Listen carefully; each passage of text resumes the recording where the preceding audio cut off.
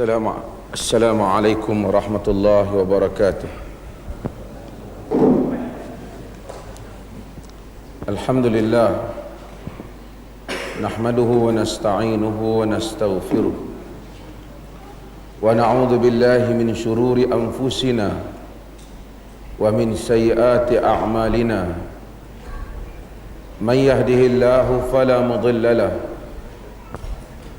wa man yudlilhu fala hadiya lahu. Ashhadu an la ilaha illallah wahdahu la syarika lah wa ashhadu anna Muhammadan abduhu wa rasuluh, amma ba'da.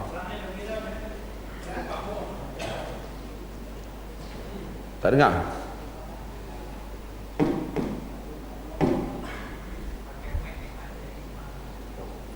Ada mic lain?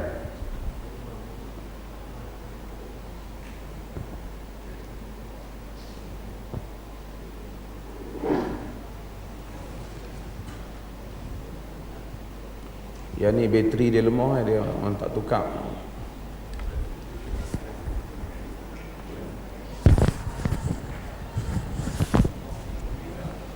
Dengar? Belakang dengar? Ha? Okey.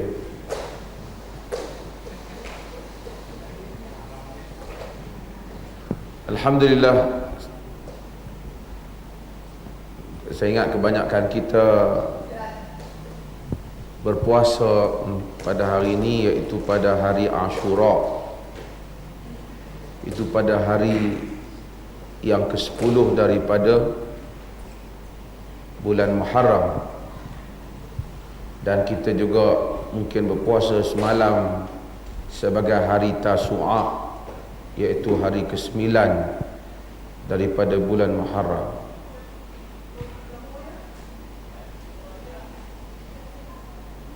An Abi Hurairah radhiyallahu anhu. Ini hadis, saya baca hadis lain. Qala Rasulullah sallallahu alaihi wasallam,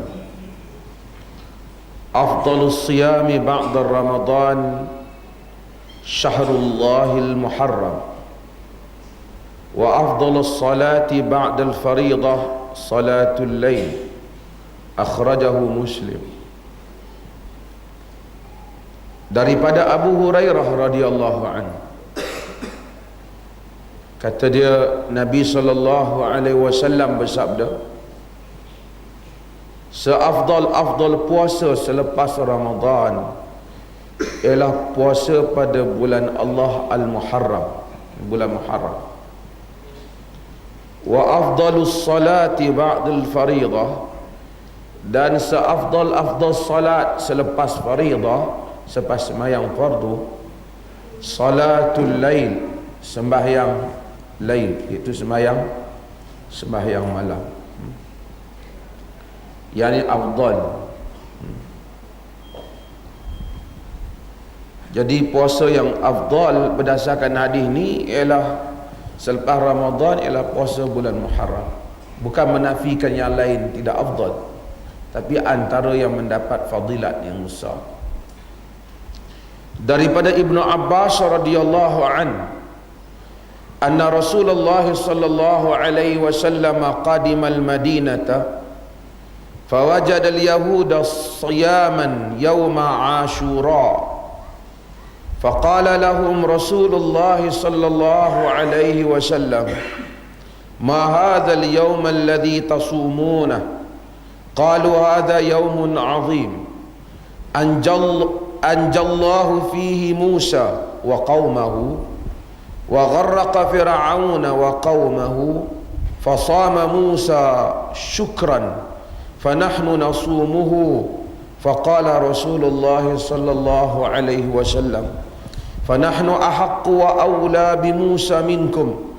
Fasama Rasulullah sallallahu alaihi wasallam wa amara bi siyamihi. Muttafaqun alaih, riwayat Bukhari dan Muslim. Daripada Ibnu Abbas radhiyallahu an, katanya bahawa Rasulullah sallallahu alaihi wasallam datang ke Madinah. Qadimal Madinah ni, datang ke Madinah ni bukan maksud hari awal dia datang tu. Tapi maksud bila dia datang, dia orang Mekah, bila dia mari ke Madinah, dia tengok di Madinah ada benda yang tak ada di Mekah. Sebagai riwayat kata Nabi puasa juga semasa Quraisy pun puasa 10 Muharram ni. Tapi yang ni nak menunjukkan Nabi tengok orang Quraisy puasa dulu. Kemudian Nabi pergi ke Madinah, Madinah didapati orang Yahudi berpuasa di Madinah. Saya akan sebut hadis ni. Fawajadal yahud siyaman yauma Ashura. Nabi dapati orang Yahudi berpuasa pada hari Ashura. Mungkin rawi ada keliru ataupun rawi ada iltibas. Dalam riwayat yang lain dia kata orang Quraisy puasa. Kerana riwayat bermakna berlaku kadang-kadang menyebabkan berlaku kekeliruan. Tapi yang sabit ialah Nabi datang ke Madinah dapati orang Yahudi berpuasa pada 10 Muharram. Faqala lahum, Nabi tanya orang Yahudi, ma hadzal yaum alladhi tasumuna? Hari apa yang kamu puasa ni? Kata orang Yahudi, qalu hadza yaumun azim. Ini adalah hari yang besar. Anjallahu fihi Musa wa qaumahu. Allah Ta'ala selamatkan Musa dan kaumnya. Wa gharraqa Fir'auna wa qaumah. Dan telah menenggelamkan Fir'aun dan kaumnya. Fasamahu Musa syukran. Maka Nabi Musa berpuasa syukur. Jadi Nabi Musa bersyukur di atas kejadian itu, maka Nabi Musa berpuasa. Fa nahnu nasumuhu, kami Yahudi pun puasa kerana Nabi Musa puasa. Ikut Nabi Musa alaihi salam. Dia agama ni pasal Yahudi. Dia agama ada kaitan dengan para nabi.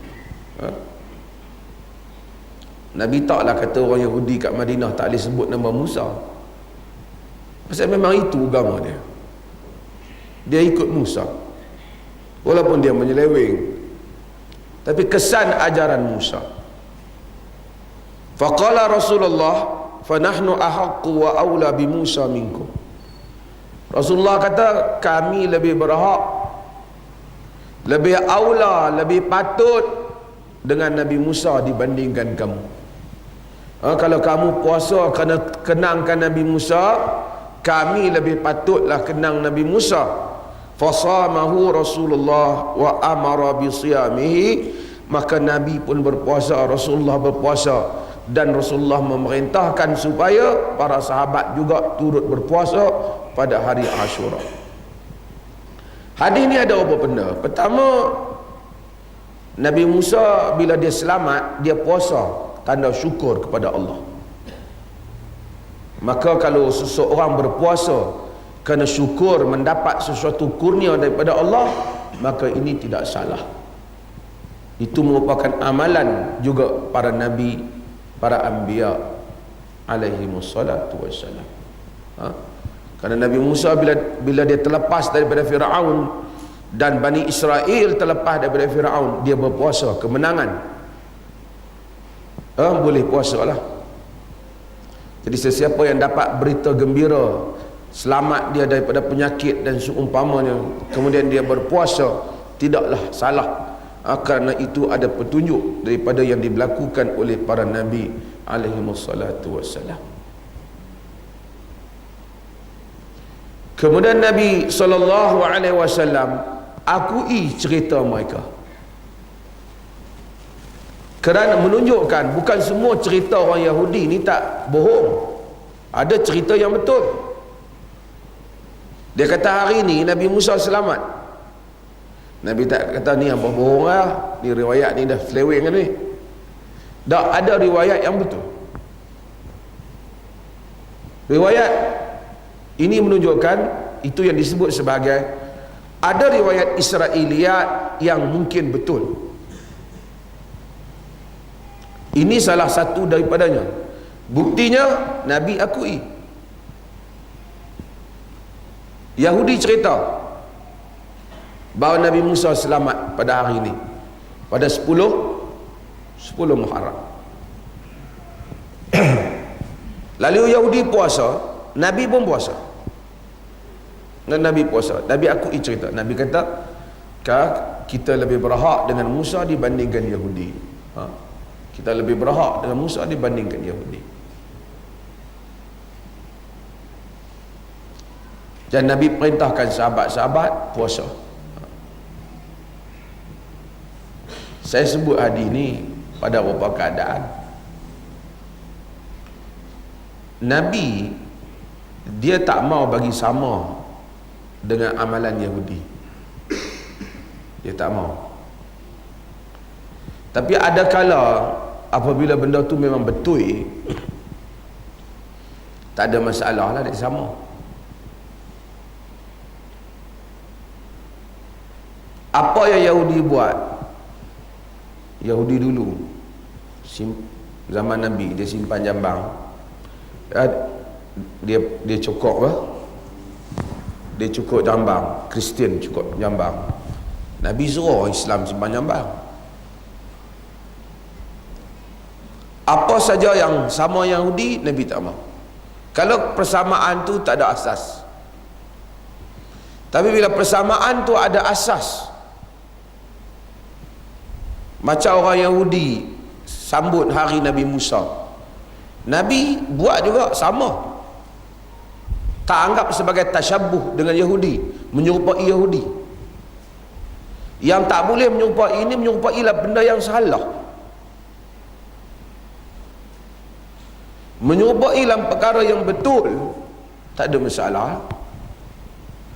Sebab itu Nabi setuju dengan perbuatan Quraisy dalam Hilful Fudul, perjanjian Fudul. Walaupun Quraisy yang buat, tapi oleh kerana perjanjian tu ialah perjanjian untuk membela orang-orang yang ditindas. Nabi kata, "Lau du'itu bihi fil Islam la ajabt." Jika aku dijemput setelah aku jadi Nabi Islam ni pun, kalau Quraisy buat lagi program tu, aku pergi. Walaupun Quraisy lawan dia. Kerana Nabi tengok halful fudul di rumah Abdullah bin Jad'an. Jadi Islam ni bukan kata semua benda tak boleh serupa. Setengah orang apa saja, serupa orang kafir tak boleh.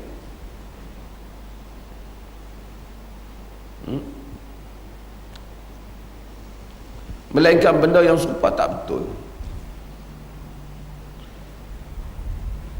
10 Muharram. Kenapa kita puasa? Kerana Nabi suruh. Pasal apa Nabi suruh? Pasal hari ni Nabi Musa alaihi salam menang lawan Firaun. Syiah pasal Yazid, pasal Al-Husain bin Ali dibunuh di Karbala. Kalau kita tengok sejarah, banyaklah benda yang cuba dikaitkan pada 10 Muharram. Bahtera Nabi Nuh lah, macam-macam lah. Tapi yang ada dalam hadis yang ni lah. Yang ni. Kemudian ada tak dalam hadis Nabi suruh buat bubur Ashura? Tak ada. Setengah kata mereka buat bubur Ashura kerana tiru Nabi Nuh alaihi salam. Tapi tak ada, tak disuruh. Puasa disuruh. Makan lauk pauk yang dimakan oleh para nabi, kita taklah disuruh.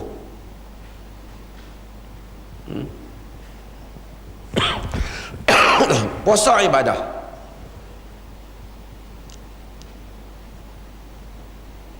Ada orang buat bubuk merah, bubuk hitam. Saya ingat yang tu ada unsur Syiah sikit. Warna bubur merah, darah Husain.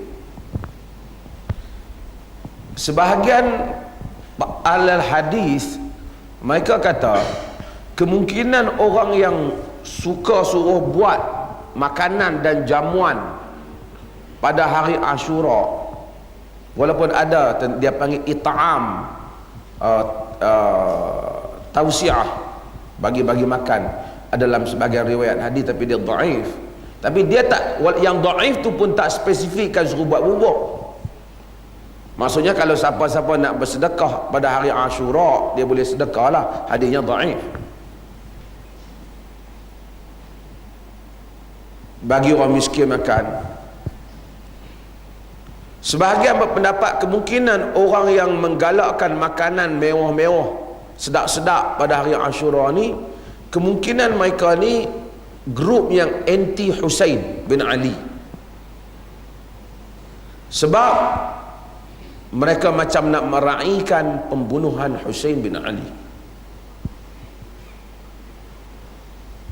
Kemudian Syiah ambil pergi buat warna bubuk bagi jadi lain. Dan macam-macam. Tapi kita yang disunatkan ialah kita buat apa bulan 10 Muharram?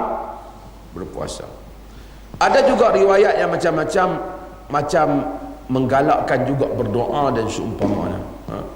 Sebahagian yang dhaif, sangat dhaif dan seumpamanya.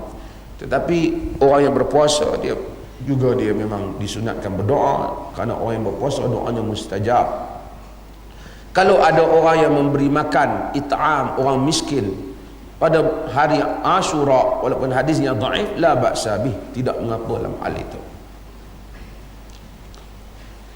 Wa an Abi Qatadah radhiyallahu an anna Rasulullah sallallahu alaihi wasallam su'ila an siyam yaum Ashura faqala yukaffiru as-sanata al-madiyah, akhrajahu Muslim. Daripada Abi Qatadah radhiyallahu an, bahawa Rasulullah ditanya mengenai puasa pada hari Ashura, Nabi kata diampunkan dosa tahun lepas. Yang ni siapa yang puasa hari ni, mudah-mudahan dosa-dosa dia tahun lepas diampunkan.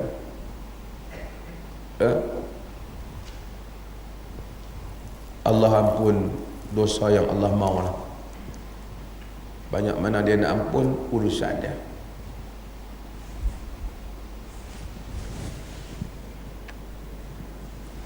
Ada orang buat lawak, dia kata, orang tanya Syekh, fadilat hari Arafah.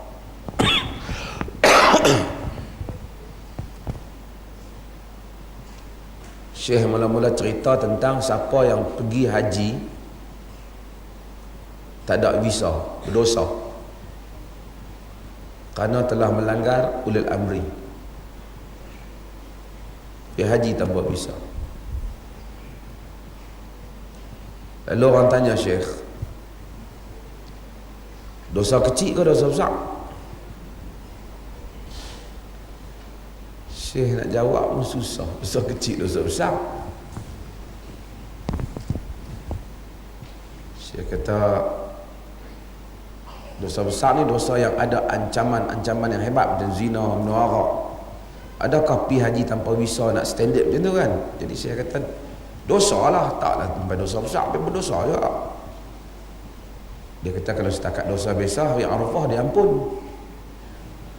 Jadi kami main haji ni batal balik dosa-dosa tu. Orang kadang-kadang kecil besar dosa kita tak boleh tengok. Allah Maha mengetahui. Mungkin satu dosa kita ingat kecil, tapi kesan dia besar. Dia besar. Kan, dia besar. Kita parking kereta tepi jalan tak ikut peraturan, jalan yang bahaya, kita kata ni dosa kecil ya. Tapi satu hamba Allah motor mai, kerana terkalut dengan kereta kita, dia cuba mengelak, kereta lain hentam dia. Kita penyebab dia mati. Kita dosa besar.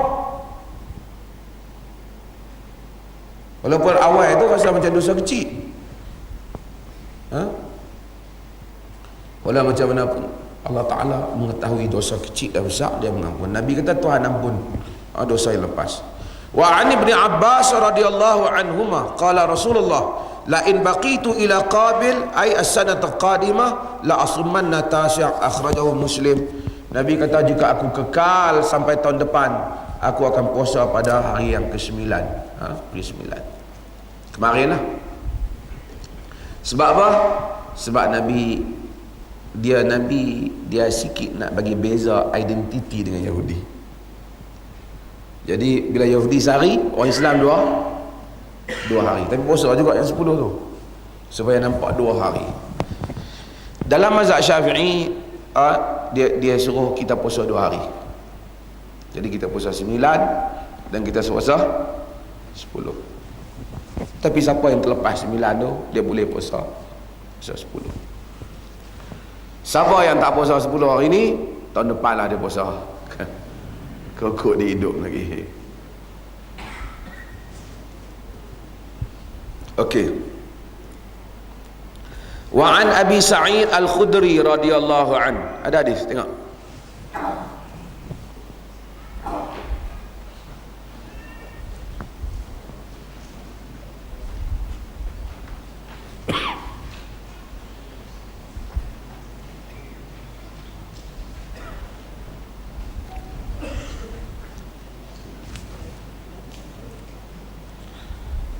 Wa an Abi Sa'id Al-Khudri radhiyallahu anhu anna an-nabiy sallallahu alaihi wasallam qala min khulafaikum khalifatun yahsul mala hasyan la ya'udduhu adada. Wa fi riwayatin an Abi Sa'id wa Jabir bin Abdullah radhiyallahu anhu qala Rasulullah sallallahu alaihi wasallam yakunu fi akhir zaman khalifatun yaqsimul mal wa la ya'udduh, rawahu Muslim. Daripada Abi Sa'id Al-Khudri radhiyallahu an, bahawa Nabi sallallahu alaihi wasallam bersabda, min khulafaikum, di kalangan khalifah-khalifah kamu. Kita tak tahu apa Nabi maksud khalifah-khalifah kamu. Adakah dia maksud khalifah yang 4, ataupun dia maksudkan khulafah semua sekali, ataupun dia maksudkan pemerintah? Khalifah ni setengah orang dia faham khalifah ni mesti khalifah macam khalifah dulu. Boleh jadi juga khalifah tu maksud pemerintah. Mula-mula dunia Islam ni satu je pemerintah dia. Pada zaman kerajaan Al-Khulafa Ar-Rashidin, satu pemerintah. Wilayah buka besar macam mana pun, satu pemerintah. Yang ada di negeri-negeri, gubernur yang dihantar oleh pemerintah. Khulafa yang berada di Madinah, dia hantar gubernur. Gubernur bagi laporan kepada pemerintahan di pusat. Dia pakai sistem federation juga lah. Dia semua pusat dia Madinah. Wakil khalifah dia panggil amir. Gubernur, bukan amir.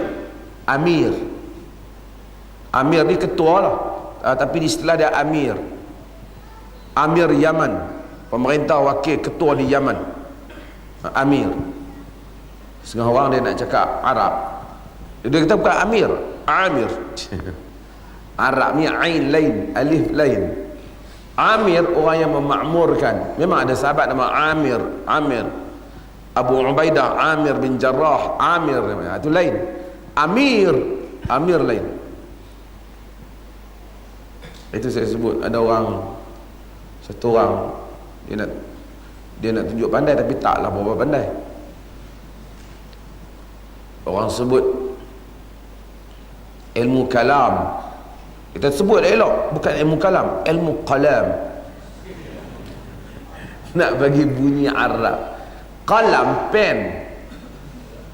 Kalam cakap. Bukan kata cakap Arab macam semua bunyi ketuk. Dia ada qaf, dia ada kaf, dia ada ain, dia ada alif. Setengah orang kata. Sebab itu Nabi Adam. Nabi Adam. Memang ada lahjah yang sebut Adam, satu lahjah di Yaman Adam disebut, tapi tak betul. Dia Hamzah jadi inqalab al-Hamzah Aina, Hamzah jadi Ain, tak betul. Dia panggil Amir. Pada hujung pemerintahan, pada pemerintah khulafa yang keempat, Ali bin Abi Talib, dia krisis. Krisis dia pasal isu Sayyidina Uthman, menyebabkan Ali, pemerintah dia di Kufah, ada satu lagi Amir di Syam, iaitu Muawiyah bin Abi Sufyan.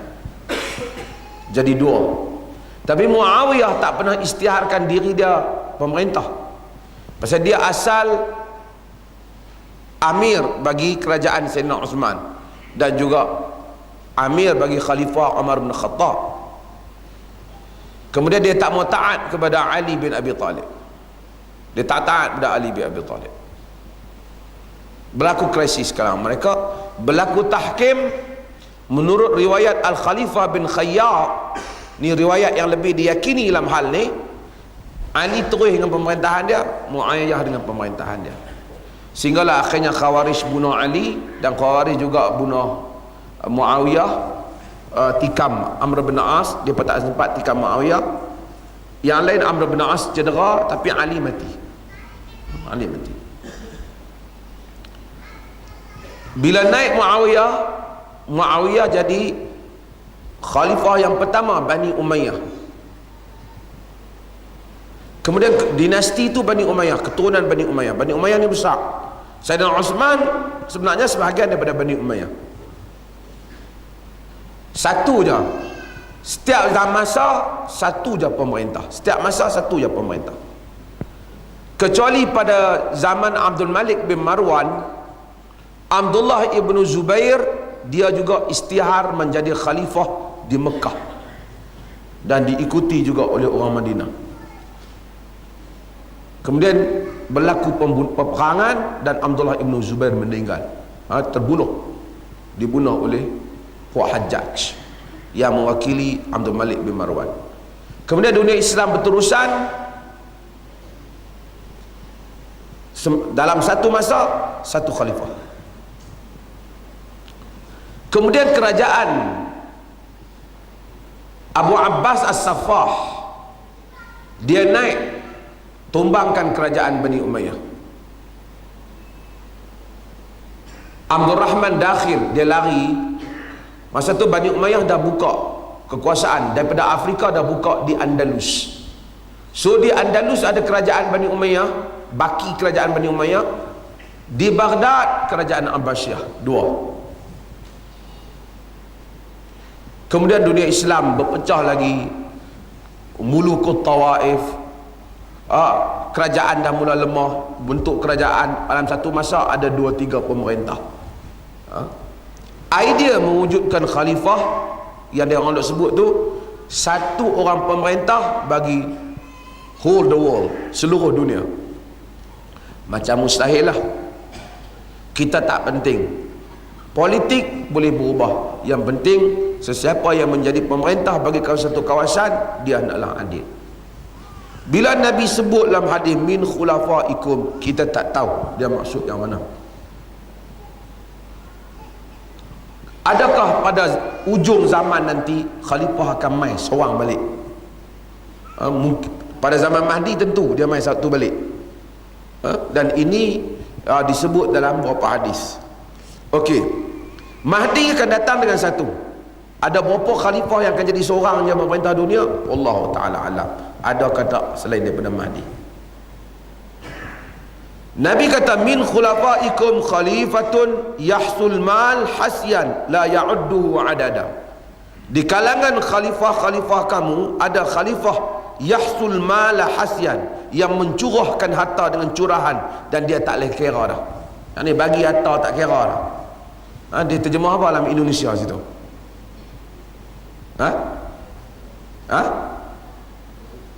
Dia terjemah apa? Meraup Maksud dia melimpahkan harta, dia kaut harta macam tu, tak. Dia bagi, maksud bagi harta. Dan dia tak kira dah. Kerana harta terlalu banyak. Hasu ni, yahsu ni maksudnya dicurah. Curah harta. Sebahagian ahli hadis dia kata peristiwa ni pada zaman Osman bin Affan. Maksud pada zaman Sayyidina Osman memang duit banyak, harta banyak. Sebahagian kata maksud hadis ni mungkin zaman akhir zaman. Wallahu taala alam. Ada yang berpendapat, Ibn Allan antara yang berpendapat maksudnya pada zaman Osman. Pada zaman Osman mula duit banyak. Tiang Masjid Nabi pun diukir dengan perak. Duit dah banyak. Sebab tu pada zaman tu berkelahi. Bukan Osman yang berkelahi, tapi oleh duit banyak, kerja dah tak ada, berebut duit dah. Tapi dalam hadis ni juga sebut, dalam hadis lain Jabir dan Abi Sa'id riwayat, pada akhir zaman yakunu fi akhir zaman khalifatun yaqsimul mal wala ya'uddu. Ini riwayat yang lain. Pada akhir zaman dia kata, ini disebut pada akhir zaman akan ada khalifah yang membagikan harta tanpa mengiranya lagi. Tak kira dah, kaya lagi, bukan brim ni, lebih dah. Pasal brim, lepas tu dia kira, lepas tu kita kena cukai. Hal ni lepas daripada brim lagi lah. Kok orang baca hadis ni, dia kata aku ni yang dok bagi, dia bagi kira. Hak ni tak kira dah, Nabi kita punya banyak harta.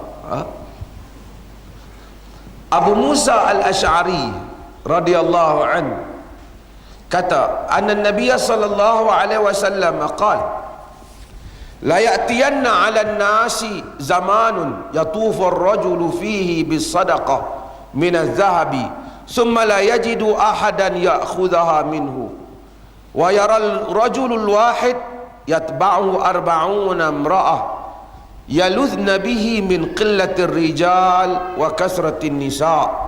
Riwayat Bukhari dan Muslim. Nabi kata, Abu Musa Asy'ari riwayat, Nabi bersabda, akan datang pada satu zaman, akan datang kepada manusia satu zaman, yatufu ar-rajul fihi bisadaqati min adh-dhahab. Satu orang lelaki, yatufu yakni berjalan, mengelilingi, pi sana sini, kerana go around untuk apa? Bawa sedekah daripada zahab, daripada emas.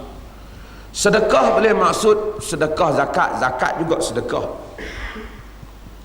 Sedekah ni ada dua. Sedekah yang wajib namanya zakat. Sebab tu innamas sadaqatu lil fuqara ila akhir ayat. Sesungguhnya sedekah itu untuk fuqara, yang tu zakat. Sedekah yang sunat, hak tu tatawwu', hak tu yang sedekah orang Melayu kata, bukan wajib, sedekah aja. Sebenarnya sedekah ada dua. Sedekah tu boleh jadi wajib. Zakat itu sebahagian daripada sedekah. Zakat sebahagian daripada sedekah. Pada akhir zaman ada orang, Nabi kata, pada suatu zaman, akan datang pada satu zaman di mana lelaki akan bawa sedekah dia daripada emas. Summa la yajidu ahadan ya'khudhaha minhu. Kemudian dia akan dapati tak ada satu orang pun yang mau ambil emas ni daripada dia. Hadis ni sebut emas kerana emas ni biasanya orang bagi nasi, ni mainlah makan nasi sedap ni. Dia kata, sudah aku kenyang lah, bukan tak mau makan, aku tahu sedap. Kadang-kadang orang Semawak, banyak benda yang orang Semawak kita kenyang, kita tak mau. Mainlah tidur rumah aku, dia tak buat apa, aku nak balik. Zaman dulu orang terpaksa. Nabi Musa dengan Nabi Khidir minta tumpang orang tidur, tak bagi. Sekarang ni kita ajak member kita main tidur rumah aku, tak buat apa, aku balik rumah aku. Tilam dia empuk pada kita Tapi kalau kita kata nak balik dah, ni ada emas sekilo, ambil dulu balik, Tak apa, aku tunggu. Tamat dia tunggu. Kerana dia bukan nak makan malam tu, kan? Okey. Emas, benda yang paling aghla, benda yang paling berharga. Kalau emas orang pergi sedekah, orang tak mau. Maksudnya bayangkan yang lain. Setakat jemput makan nasi, pakai tak mau dah. Setakat abang kata aku nak bagi ke tanah sebidang, tak mau dah. Emas semua dia tak mau.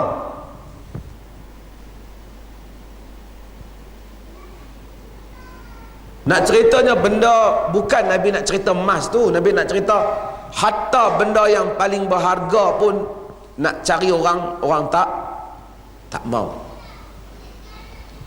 Wa yala rajulul wahid yatba'u arba'una imra'ah yalidna bihi. Dan akan kita dapati satu orang lelaki 40 orang perempuan ikut dia. Bukan Casanova, tapi Nabi kata yalidna bihi, kerana orang perempuan semua pakai Arab kat dia. Sebab min qillatir rijali wa kasratin nisa, kerana banyaknya lelaki dan kurangnya perempuan.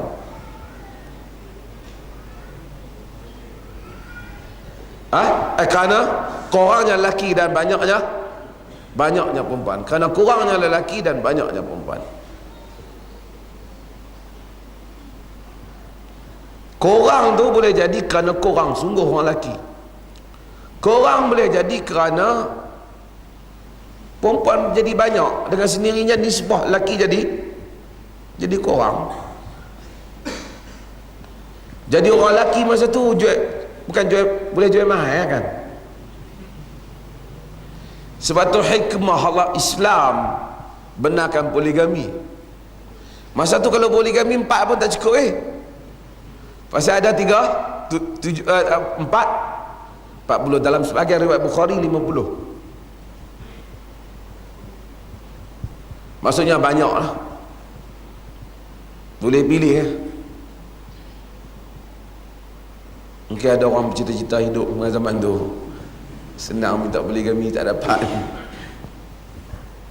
Tapi nak ceritanya, Nabi cerita zaman tu, Nabi cerita tentang keadaan manusia pada zaman tu. Orang dah tak kisah dengan harta, orang dah tak kisah dengan perempuan. Hidup ni dua, harta dan perempuan.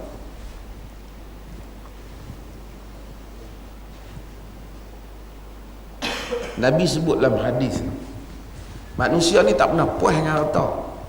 Tapi bila sampai dekat dengan kiamat, barangkali manusia dah tak mau, manusia dah kecewa dengan hidup. Manusia sampai masuk dalam syurga, Nabi cerita, sampai orang masuk dalam syurga, manusia akan minta, ada orang dia minta, ya Allah, uridu an azra. Tuhan tanya, kata, wahai hamba aku, sebut apa yang kamu mau. Ada hamba Allah besok di akhirat, dalam hadis sahih, dia kata, wahai Tuhan, aku nak cucuk tanam. Syurga nama jannah. Kenapa panggil jannah? Kerana dia jannah, dia ditutupi dengan apa? Tumbuh-tumbuhan, pokok-pokok yang menghijau. Sebab kita panggil jin, kerana ditutupi. Falamma janna alaihi jannah telah melitupi. Jannah maksud tutup. Kebun-kebun banyak syurga, menghijau. Quran sebut jannah tajri min tahtihal anhar, kebun-kebun yang mengalir di bawahnya sungai-sungai. Saya dah sebut, Quran dia tak cerita masuklah kamu ke dalam bangunan-bangunan 4 segi yang cantik. Dia ada orang suka duduk bangunan, ada orang tak suka duduk dalam bangunan. Geng Badawi tu kan suka duduk dalam bangunan. Kerajaan Saudi bagi bangunan rumah kat dia, dia bawa masuk unta duduk dalam tu, dia tidur kat kemah luar. Dia suka duduk kemah. Ada orang jenis tak suka duduk dalam rumah, tak suka duduk dalam istana. Ada orang suka duduk dalam kemah. Tapi semua manusia akan sepakat bila sebut benda yang tempat yang elok, tempat itu ada pokok yang menghijau dan air yang mengalir. Sebab itu Quran ulang unsur yang sama. Jannatun tajri min tahtihal anhar. Syurga yang mengalir di bawahnya sungai-sungai. Kita kalau aku buat satu tempat rumah elok kan, kawasan kering kontang apa pun tak ada, dia tahu kita tak mau duduk. Tapi kita bayang tempat ada sungai yang indah, kena Quran sebab tu Quran mengulangi elemen ini, unsur ini, gambaran ini. Manusia bila masuk syurga menghijau. Tapi ada hamba Allah masuk syurga, dia bagi tahu Tuhan, Tuhan tanya nak apa? Dia kata kuasa nak tanam pokok. Tuhan kata punya banyak pokok nak tanam. Tetapi aku suka tanam. Ada orang jenis suka menanam, betul tak? Dia pencin, dia bukan buat apa pun, bukan dia makan pun, dia suka tanam. Dia hobi dia menanam pokok. Masuk syurga dia minta kat Tuhan nak tanam pokok. Tuhan bagi dia tanam. Sehingga Nabi kata lembah yang dipenuhi dengan pohon-pohon, Tuhan bagi tanah, bagi apa? Bagi dia tanam. Dia suka, dia tanam. Tuhan kata, wahai hamba aku, tak pernah ada benda yang memuaskan kau. Hak pokok bagi tak puas hati, tanam, tapi Allah bagi. Orang Badui dengar Nabi sebut hadis ni. Badui kata apa? Rasulullah, laki yang minta tanam dalam syurga tu sama ada geng Quraisy ataupun geng Ansar, dia pun suka tanam pokok. Kami geng-geng Badui, kami tak buat benda macam ni. Ada kata fadhahikan Nabi sallallahu alaihi wasallam, Nabi penggelak dia. Dia bela kaum dia bukan salah pun, tapi dia gelak. Dia kata ni mesti geng Quraisy tu geng Ansar ni. Puak Badui tak nak buat kerja ni macam ni kami. Sampai masuk syurga nak tanam lagi pokok. Macam tu lah kan. Maksudnya manusia manusia sampai masuk dalam syurga pun dia tak puas lagi. Tapi bila dia hidup dalam dunia, dia dah puas. Kacau pada akhir zaman. Kacau pada akhir zaman. Dan saya nak sebut beberapa perkara tentang manusia dan kepuasan mereka di dalam kehidupan.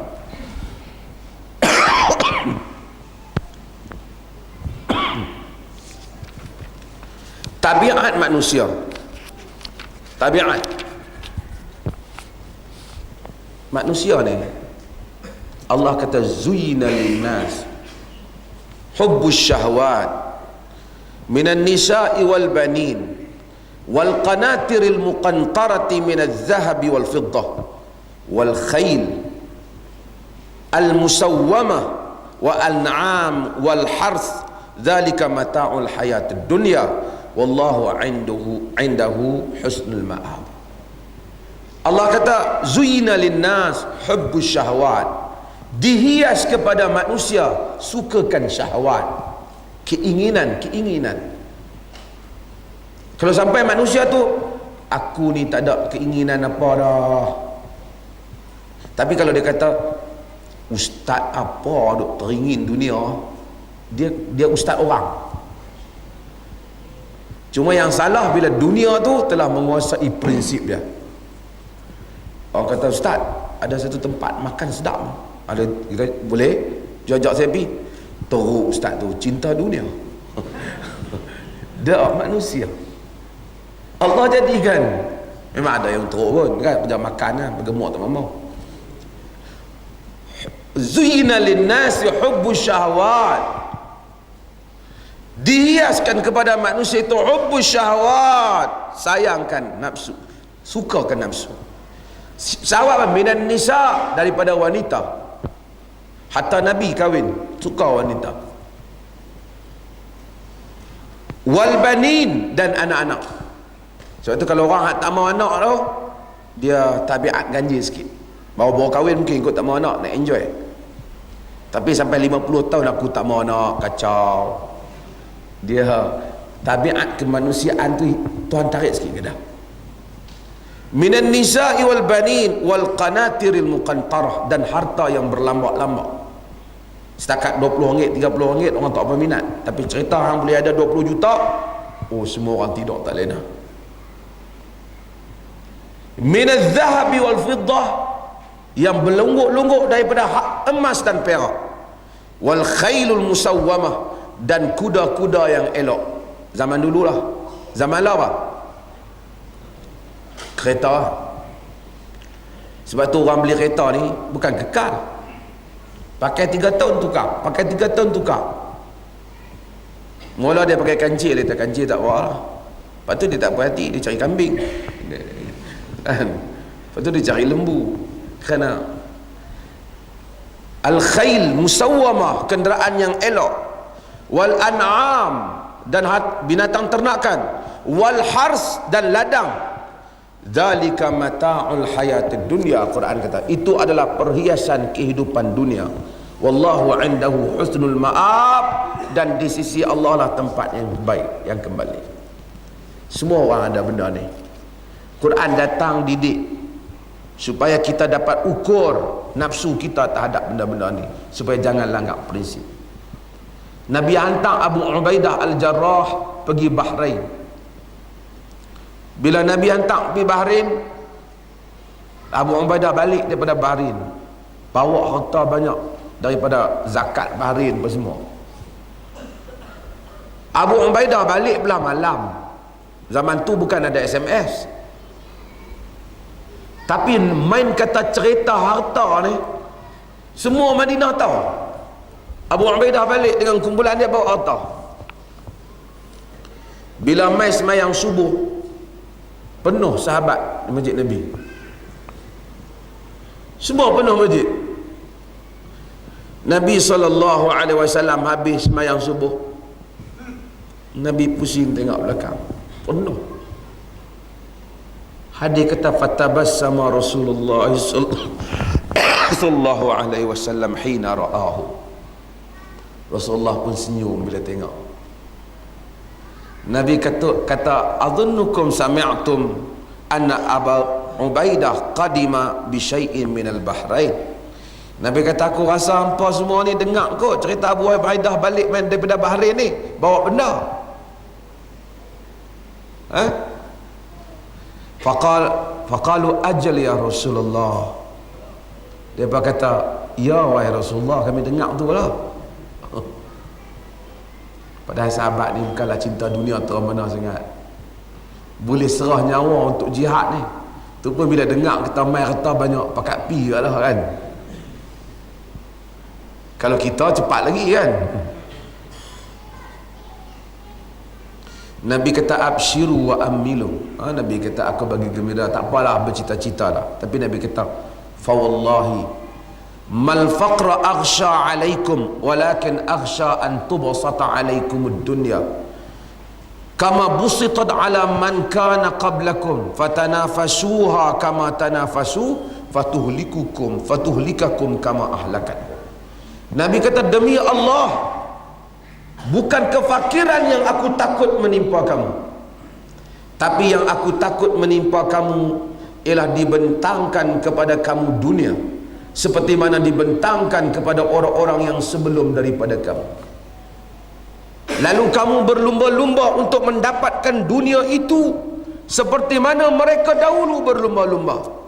Lalu dunia itu memusnahkan kamu seperti mana dia telah memusnahkan mereka. Nabi kata miskin aku tak takut sangat, kaya lupa dunia lagi aku takut. Ada orang baca hadis apa? Kadul faqr kana al-faqr kada al-faqr an yakuna al-kufr. Hampirlah kefakiran itu menjadi kekufuran. Hadis ini tak sahih. Hadis dia baca untuk belanjawan bajet boleh, tak sahih hadis itu. Islam tak suruh kita miskin, dan dia pun tak mau kita minta-minta. Tapi antara orang kaya yang lupa diri, orang kaya dengan orang miskin, siapa yang cepat lupa diri? Orang kaya ke orang miskin? Banyak lupa diri ialah orang kaya. Islam bukan anti orang kaya tak. Tapi sebab tu nas banyak mai ingatkan orang yang banyak duit daripada ingat. Bila orang miskin dia tak apa payah nak buat apa, dia minta rezeki kat Tuhan.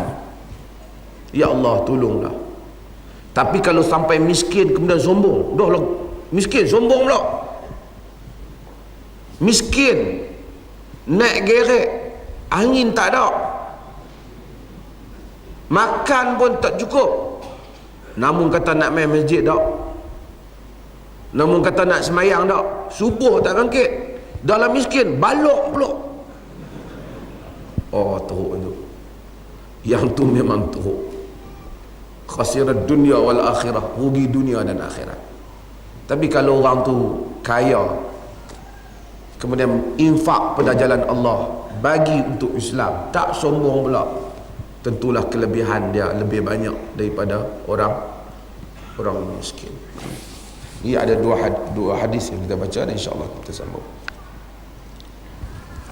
Cuma saya nak sebut sikit ada beberapa qaul yang kita sebut Imam Ahmad bin Hanbal, Ibn Taimiyah rahimahullah. Ibn Taimiyah bila sekarang bila mari orang kata sekarang ni mari geng-geng sufi masuk dalam Malaysia. Baguslah kalau sufi betul. Sufi hak zuhud tu bagus. Yang ajak orang zuhud, rendah diri, akhlak cantik. Baguslah kalau sufi tu mai. Tapi haduk mai ni nama saya rasa macam sufi tapi dia ranggi kot.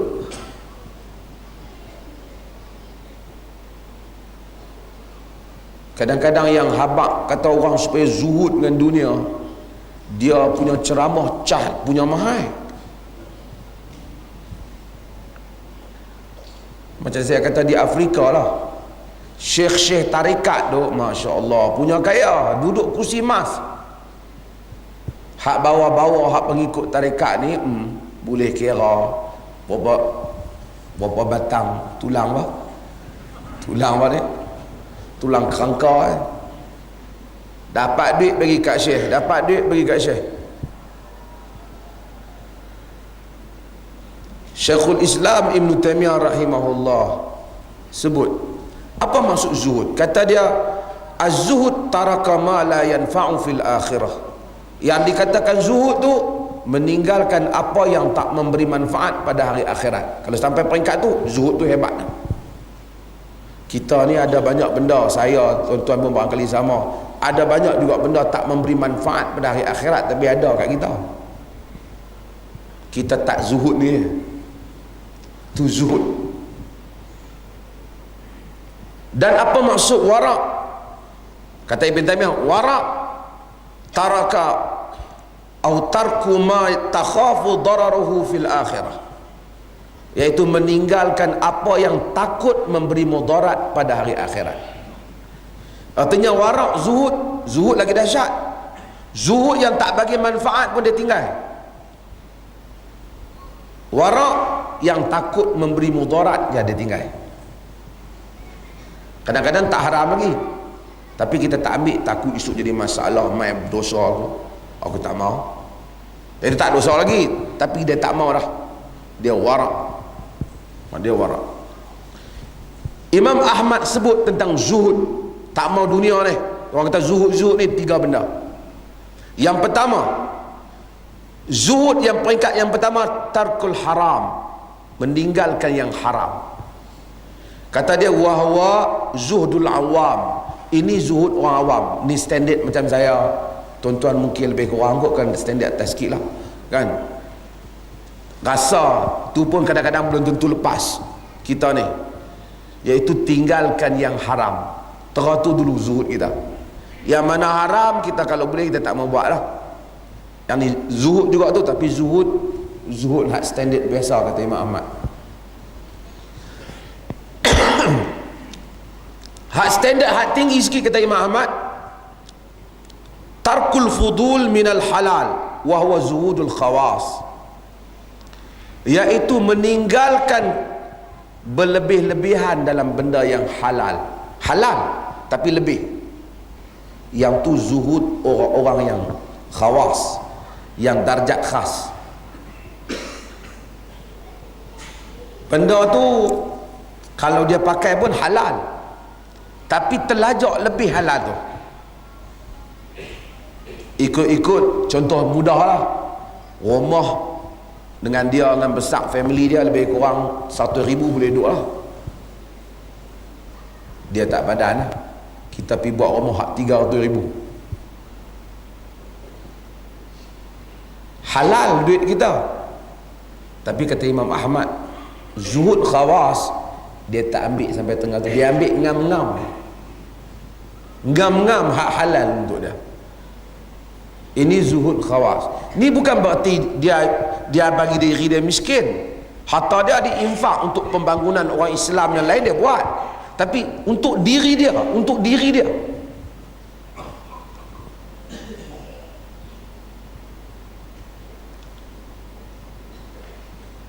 makan, dia duit banyak, nak makan RM1 sepinggan pun boleh, tapi dia makan ngam-ngam, cukup macam orang biasa makan, dia tak lebih. Sebab meninggalkan berlebih-lebihan pada benda yang halal. Imam Ahmad kata hak tu darjat yang kedua. Darjat yang ketiga, yang paling tinggi dalam zuhud, iaitu tarku ma yushghilu anillah wa huwa zuhdul arifin. Meninggalkan apa yang menyibukkan diri kita daripada Allah Ta'ala. Itulah zuhud golongan arifin, golongan yang kenal Tuhan. Bukan saja berlebihan yang halal, apa saja yang menyebabkan kacau ibadat dia tak ambil. Artinya lagi cukup-cukup dia ambil dia.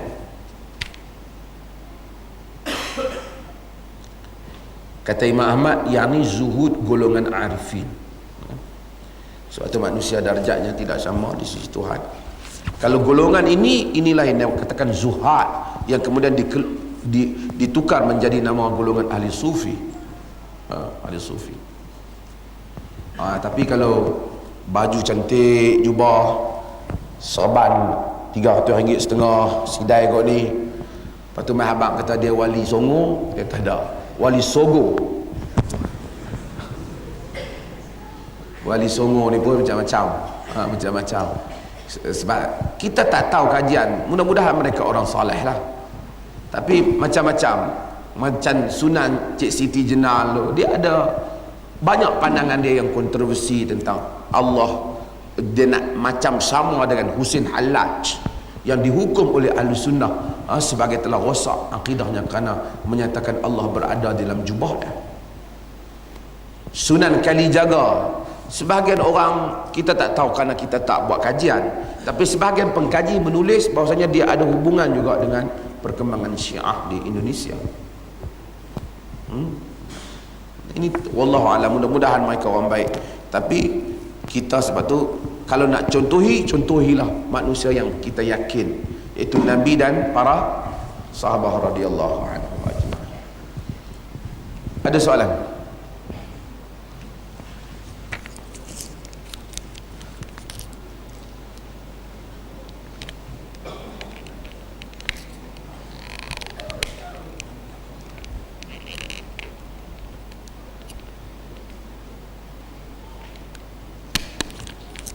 Ada soalan? Saya mengajak di Kuala Lumpur, sampai tak ada nak jawab soalan, punya banyak soalan. Tapi di IQ ni kebanyakan dah cekap, jarang ada soalan. Ada soalan lah, tak banyak.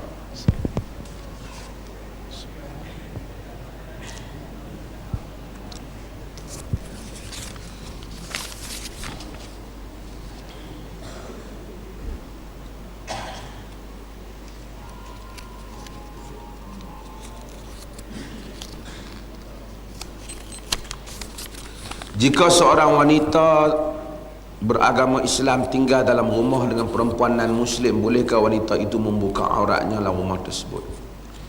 Ulama khilaf dalam masalah ini.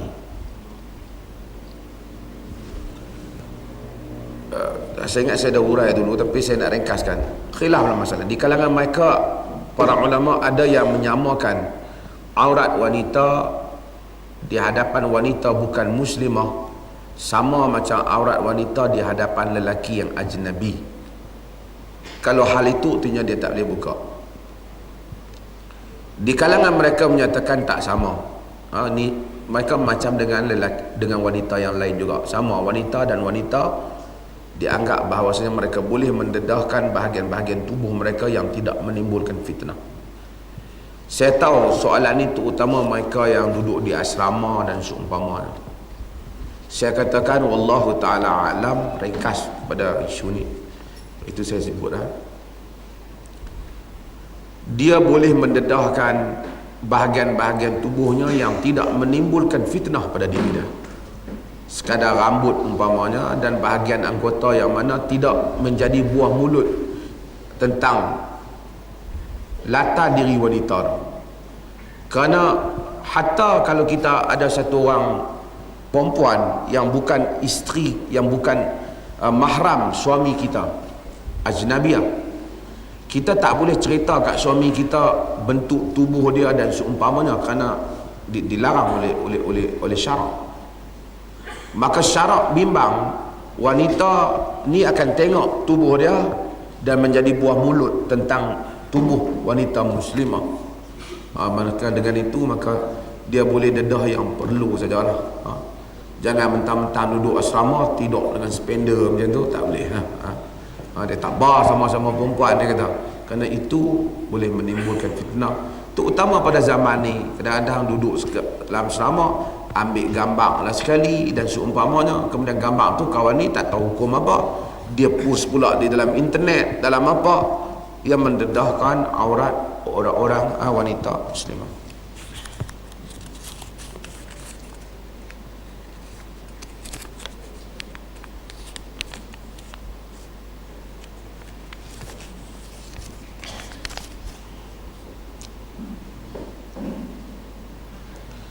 Solat 2 rakaat lepas akad nikah, adakah sunnah? Sunnah, kerana ada riwayat di mana Nabi SAW mengajar supaya solat 2 rakaat selepas daripada akad nikah, iaitu isteri mengikut suami, solat di belakang suami selepas akad nikah. Dan ini disebut siapa yang ada Huzifah Albani rahimahullah dalam simpunan amalan-amalan yang sunnah yang dilakukan oleh suami isteri, iaitu dia solat 2 rakaat selepas akad. Cium dahi isteri, upacara pembatalan ayat semayang, adakah sunnah? Hak batal ayat semayang, hak malam tu batal kan? Bila dia bersetubuh dengan isteri dia, batal lah ayat semayang. Kalau dia sentuh tangan isteri dia dalam mazhab Syafi'i, batal. Dan ini qaul Ibnu Umar dan disebut dalam Muwatta. Tapi dalam sebahagian mazhab Abu Hanifah dan seumpamanya tak batal. Adakah upacara pembatalan ayat semayang? Tak ada. Nak cium dahi isteri ke, nak cium telinga isteri ke, rambut isteri ke, dia cium lah isteri dia. Bukanlah kata hanya boleh cium dahi, dia cium tak mana pun kan? Jadi tak ada masalah. Ada tak upacara cium tu yang disunatkan? Tak ada. Dan tak disuruh dia pergi cium depan orang ramai. Tak ada pasal. Lepas pada Tok Qadi duk panggil, tolong mas cium kan bani. Tok Qadi tu buat cara tu.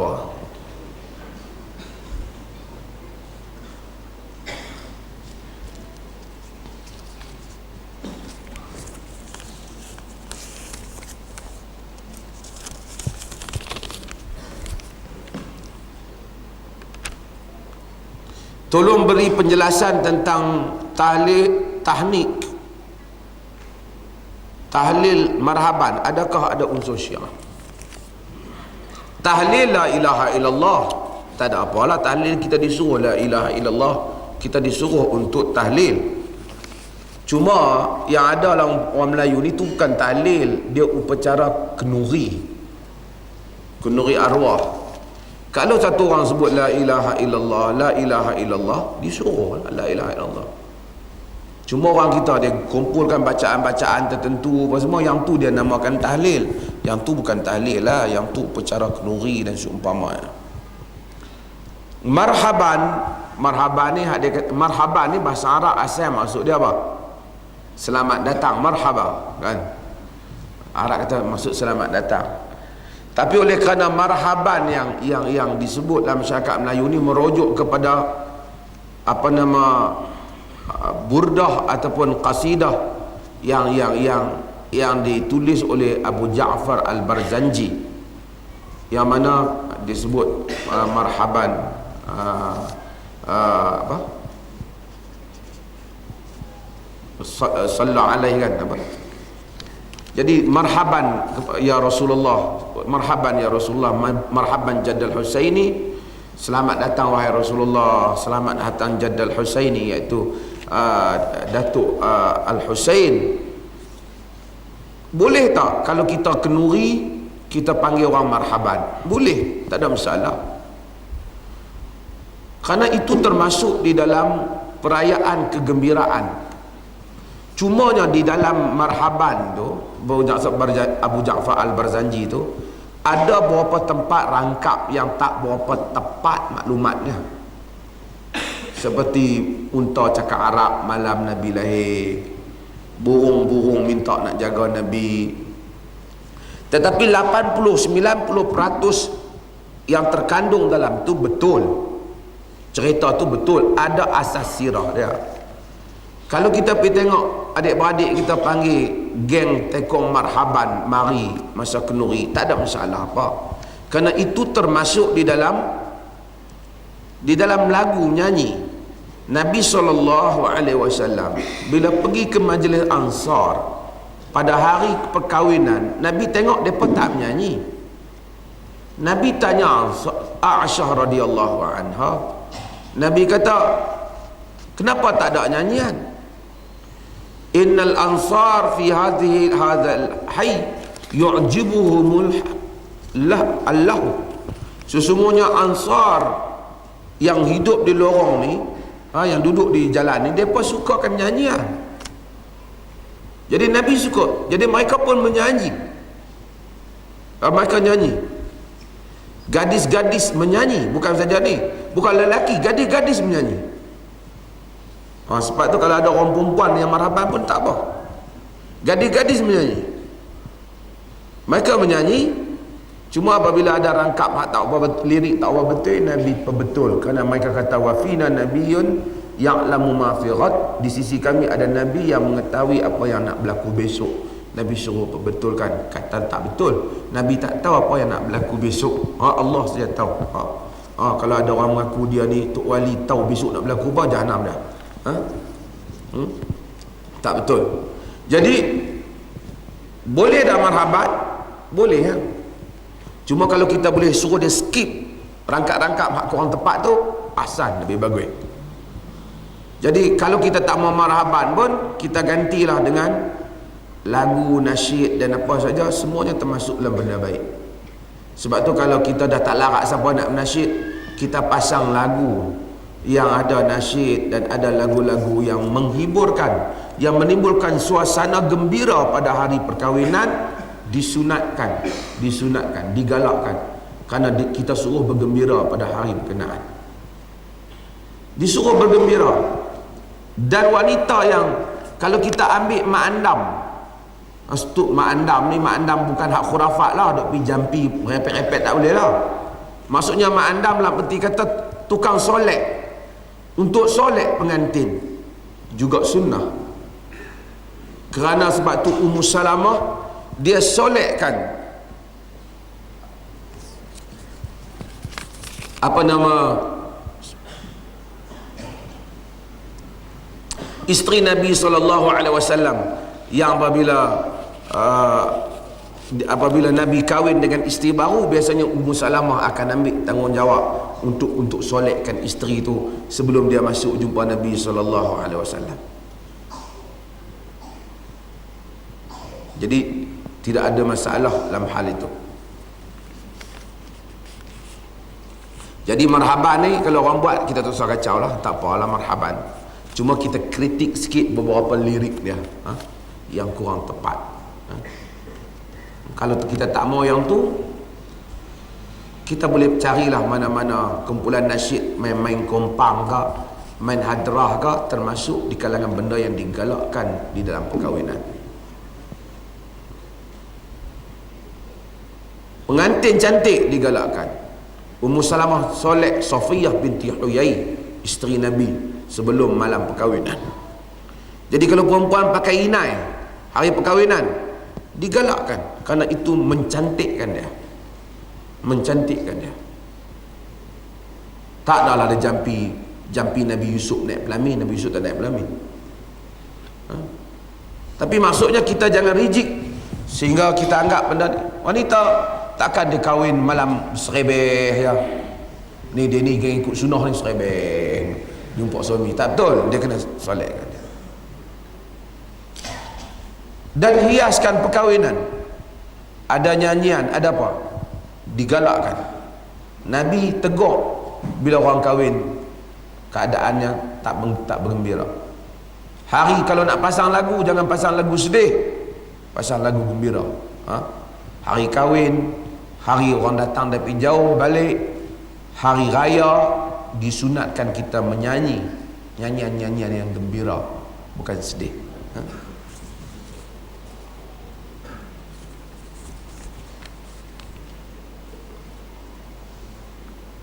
Bolehkah kita samak selain daripada tanah, iaitu seperti mencuci detol?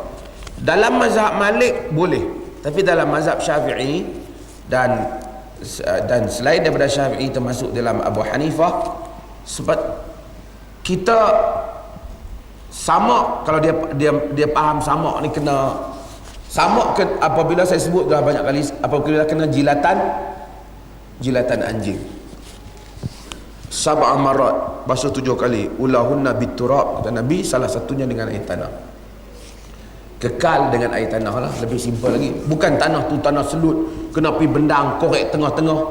Setengah orang buat merepek dulu, nak samak kena pergi korek bendang, ambil selut hak tengah tanah. Kalau zaman tu Nabi suruh buat macam tu, demam, pernah padang pasir, tanah selut apa? Tanah, orang kata tanah-tanah. Hala, jangan jadi Bani Israel. Orang sebut lembu, tanya pula lembu jenis apa, warna apa.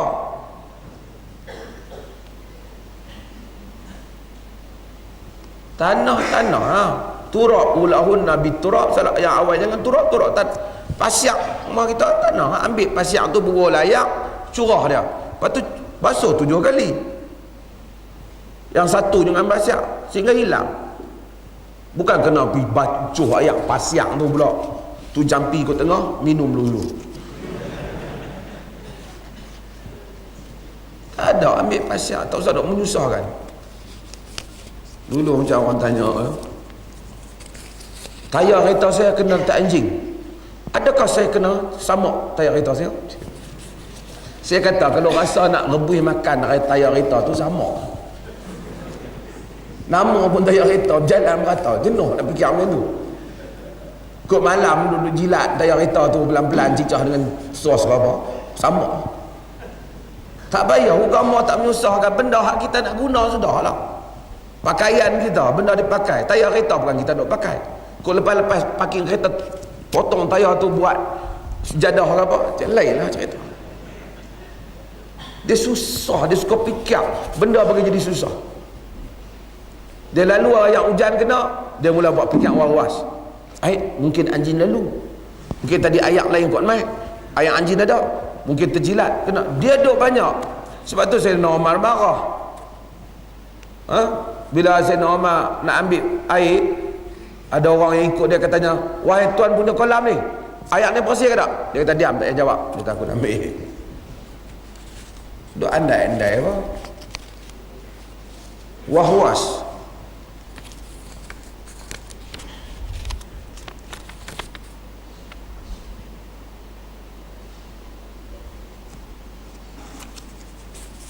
Boleh tak dia puasa 10 saja? Dia boleh puasa 10 saja.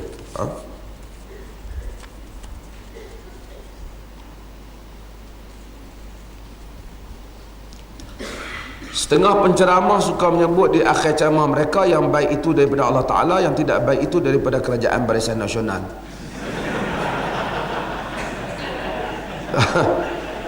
Apa?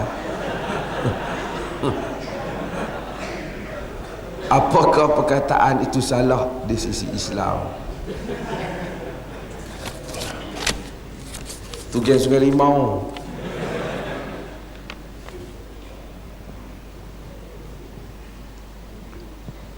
Dia asalnya ahli sunnah. Kita sebut ni ta'adub dengan Tuhan. Kita kata yang baik daripada Allah Ta'ala. Maksudnya ajaran yang baik, ilham yang baik daripada Allah Ta'ala. Yang buruk itu daripada kelemahan kita sendiri. Tuhan tak ajak, kita yang buat. Kalau itu maksudnya, ni tolak sebelah masalah Barisan Nasional Kampah ni. Saya nak cerita konsep tu. Kalau itu maksudnya betul. Tapi kalau kita maksud kebaikan itu daripada Allah Ta'ala, kejahatan itu bukan daripada Allah, dari segi usul ataupun dari segi kaitan pemahaman basic akidah, dia macam salah sikit. Semua benda ni, everything in this world, apa saja dalam dunia ni lah. Dunia ni maksudnya apa yang Tuhan cipta, makhluk lah. Everything is from Allah. Semua benda daripada Allah.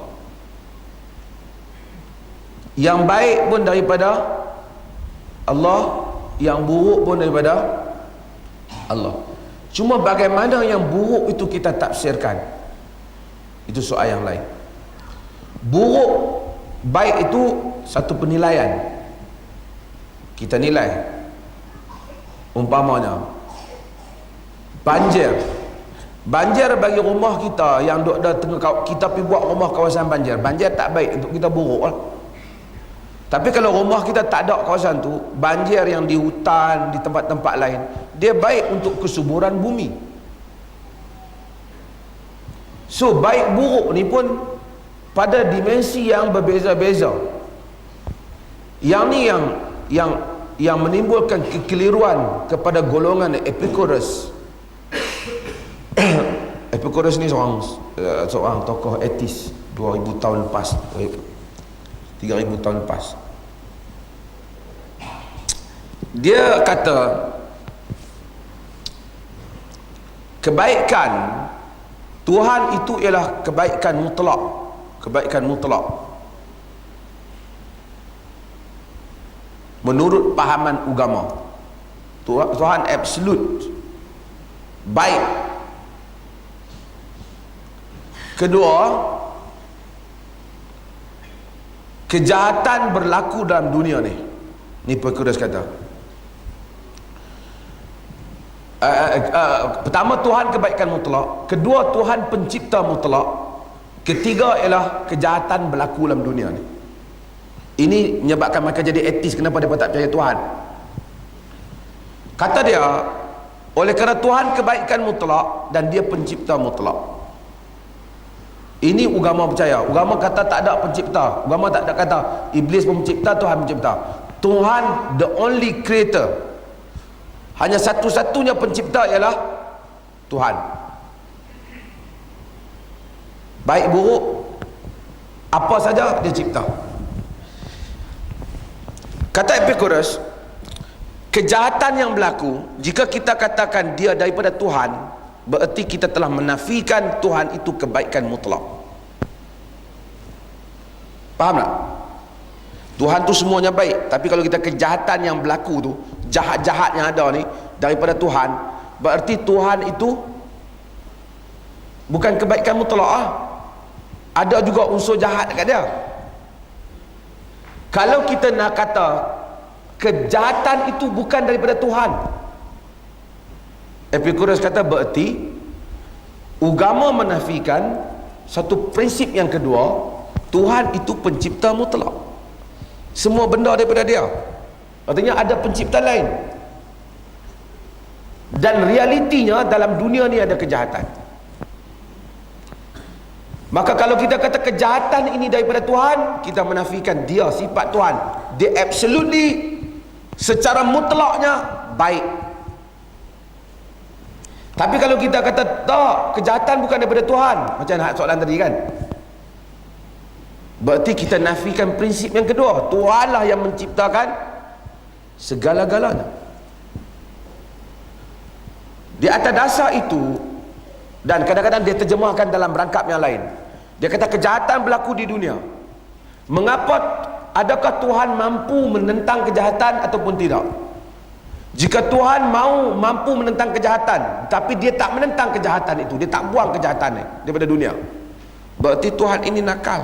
Dia tak gunakan kuasa dia untuk buang kejahatan. Dia suka lihat kejahatan. Kalau dia mampu dan dia mau, jika dia mau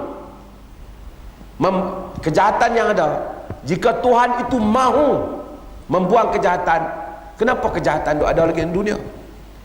Jika Tuhan itu mahu tapi dia tak mampu, dia bukan Tuhan. Jika dia mampu dan mahu buang kejahatan, kenapa kejahatan wujud? Jika dia mampu tapi dia tak mahu, berarti dia nakal. Epicurus timbulkan banyak persoalan berdasarkan soalan yang saudara tanya ni. Faham tak? Dapat tekau tak? Dia pening sikit lah pasal apa tu orang kata jangan mengaji. Sebab tu ada mengaji Tuhan ada lawan tak ada pening bayar balik yang tu.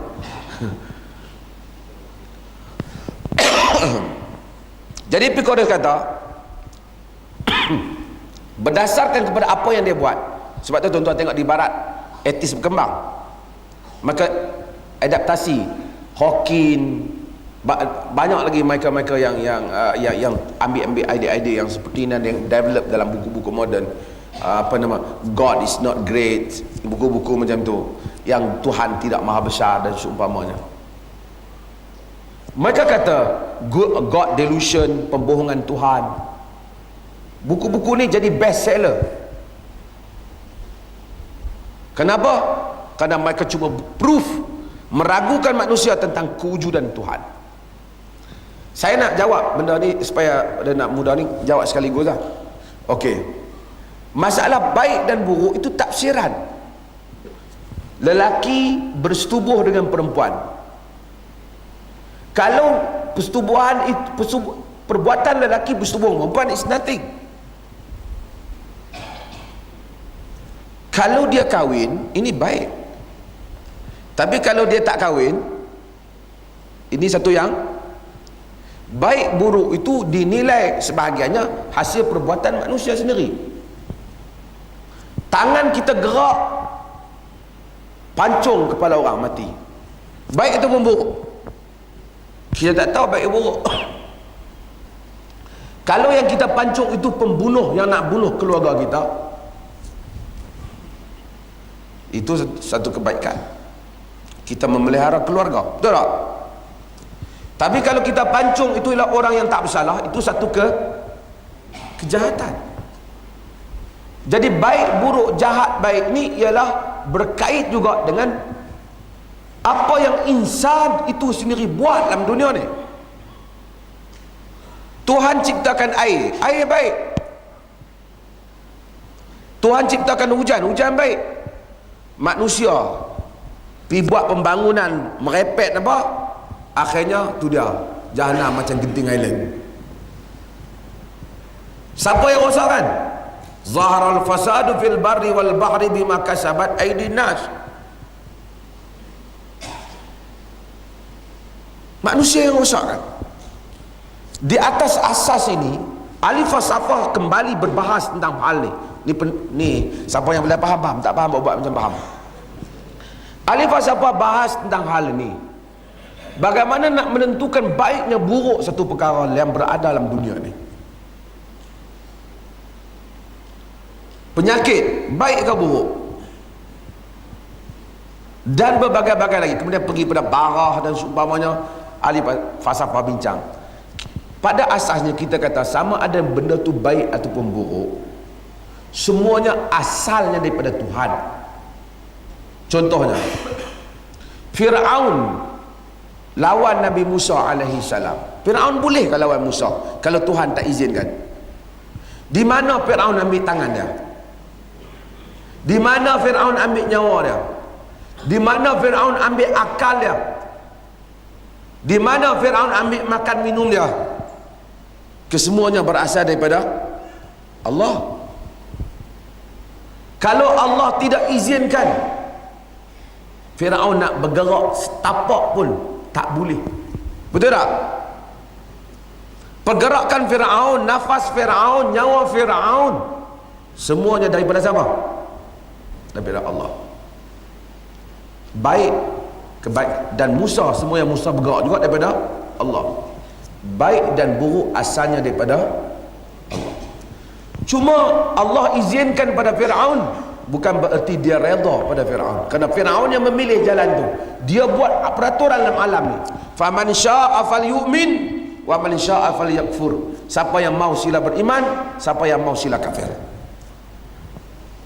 Tapi kalau orang tanya asal daripada siapa? Asal usul daripada, kalau kita faham yang baik daripada Allah, yang buruk daripada syaitan, macam yang Epikuris faham, itu salah lah. Bukan Epikuris faham, macam yang argument yang cuba mereka bangkitkan, salah. Asal semua benda daripada Allah. Tapi kalau kita maksudkan yang baik daripada Allah, ajaran yang buruk itu bukan daripada syaitan, kalau itu maksud dia, betul. Tapi bila dia buruh Barisan Nasional, ini cerita lain lah. Itu cerita lain. Saya ingat parti ni tak ada parti yang absolut baik. Betul tak? Tak ada. Lagikan mazhab yang baik, tujuan baik, yang pengasasnya ialah imam-imam yang mulia, lagi ada pandangan mereka yang dianggap marjuh, lemah, dhaif dan seumpamanya. Ini kan pandangan-pandangan parti politik. Kalau kita fanatik parti teramana pun, janganlah anggap parti kita betul semua. Parti orang salah semua. Parti kita ada betul, parti orang ada salah, parti kita ada salah dan parti orang juga ada betul. Cuma kita ni tengok, kalaulah kejahatan dan kesalahan itu menyelubungi satu kumpulan, maka kita iktibar kumpulan tu tak bagus, kita jangan ikutlah. Kalau kebaikan yang lebih banyak meliputi satu kumpulan, maka kita ikuti kumpulan yang dikuasai dengan kebaikan lebih banyak daripada keburukan. Itu je hidup dalam dunia ni.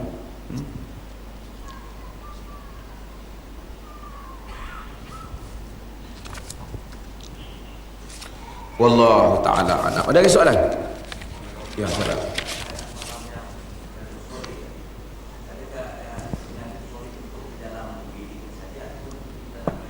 Dia bersolek untuk suami dia lah, bukan bersolek untuk ada. Bersolek lagi ada kata boleh bersolek untuk umum lah. Dia solek untuk suami dia. Sebab itu disunatkan bila perkahwinan, isteri bersolek untuk bilik tu lah. Dia duduk dalam bilik, dia bersolek. Bukan bersolek pergi keluar nak tunjuk kat orang. Dia nikah seorang lah, dia tak boleh nikah sampai 2-30 orang. Jadi dia solek untuk suami dia. Tapi dalam masa yang sama, Islam pun tak suruh wanita pakai selekeh depan orang. Tak suruh.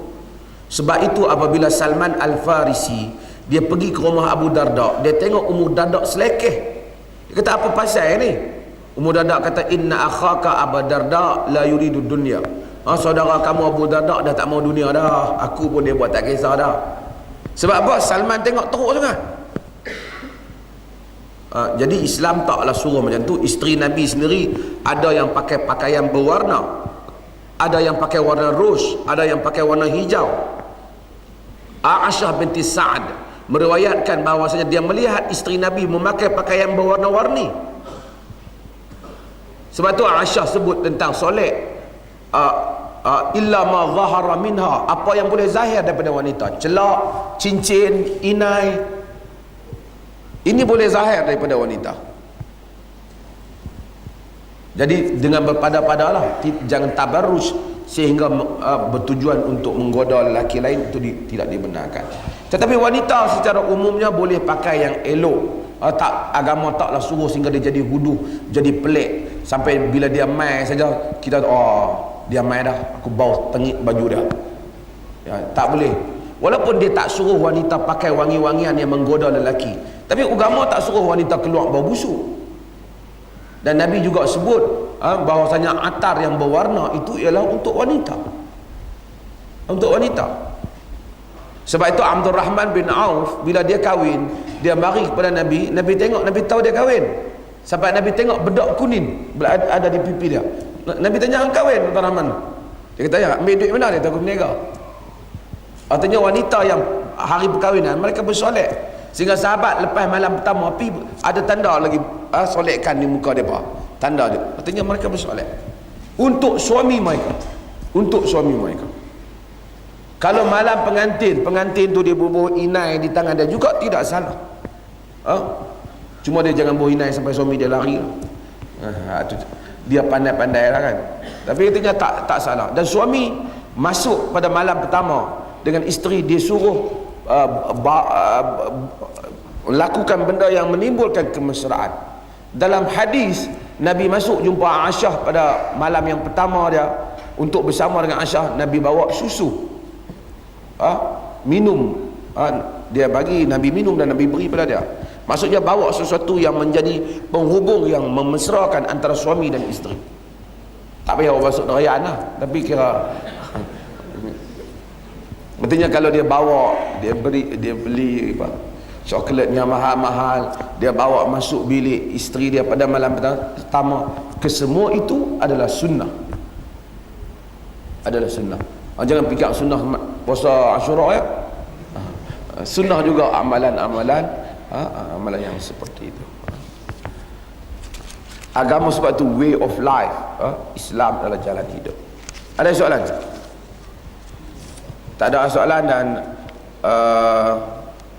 tuan-tuan, saya ingat alam ni pun kita tengok ada orang-orang sikit sehingga orang nak cuti. Minggu depan saya tak ada kuliah, saya tak ada cuti, saya cuti lah. Siapa ada ni? Minggu depan anda dengan siapa? Tapi saya tak ada lah, saya cuti. Jadi kita bagi tuan-tuan cuti seminggu, dan kita kuliah balik selepas daripada tu insyaAllah. Ustaz Zuhani ada, go on lah. Dan mungkin kita mari seorang ustaz lain kot, supaya ada 2 orang ustaz boleh mengajar. Tuan-tuan, ustaz lain mengajar pun main happy lah kan. Dia hujan duduk dalam rumah pun dan tak buat apa. Mudah-mudahan Allah Ta'ala rahmati kita. Sekian. Assalamualaikum warahmatullahi wabarakatuh.